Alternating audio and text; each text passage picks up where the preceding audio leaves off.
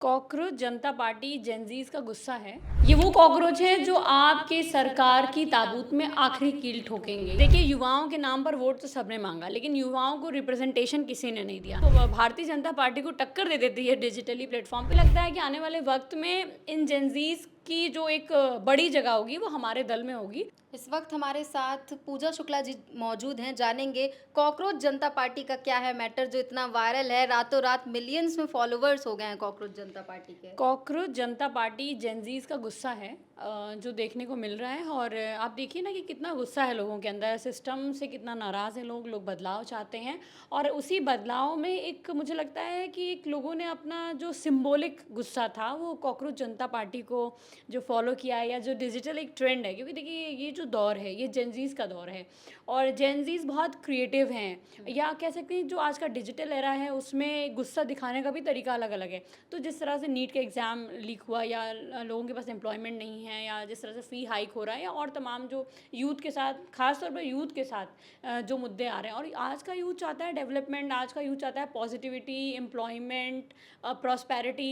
उसको वो सब तो मिल नहीं रहा, तो वो एक जो सिंबॉलिक गुस्सा दिखाया है वो आपने देखा है कॉकरोच जनता मैम, पार्टी का। रोजगार मिल नहीं रहा है युवाओं को और जो जस्टिस हैं वो ये बोल रहे हैं कि यहाँ का जो युवा है वो कॉकरोच के बराबर है। कॉकरोच से तुलना की जा रही है यूथ की, तो गुस्सा होना तो जायज़ बात है। ज़ाहिर-सी बात है। और लेकिन ये वो कॉकरोच नहीं है जिनको आप हिट डाल के या मार देंगे।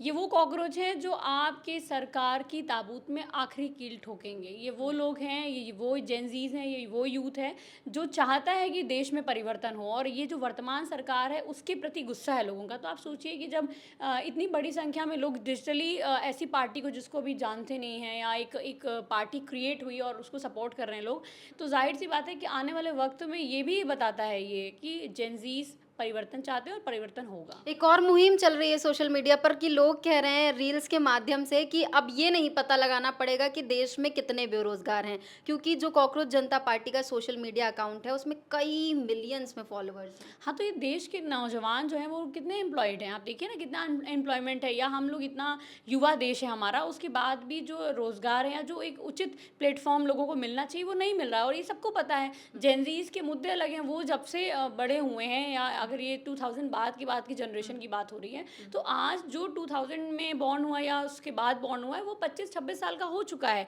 तो वो एक मैच्योरिटी की एज में आ गया है। ये जो यंग जनरेशन आ रही है वो देख रही है कि जो गवर्नमेंट्स हैं वो एम्प्लॉयमेंट पे बात नहीं कर रही हैं, वो डेवलपमेंट पे बात नहीं कर रही हैं, वो चेंज पे बात नहीं कर रही हैं, वो एक क्रिएटिविटी पे बात नहीं कर रही हैं, वो बात किस पे कर रही हैं? हिंदू मुसलमान। तो ये जो जेनज़ी है या जो यूथ है, ये धर्म के मुद्दे पर या हिंदू मुसलमान के मुद्दे पर ना पॉलिटिक्स चाहता है, ना पसंद करता है और ना करेगा।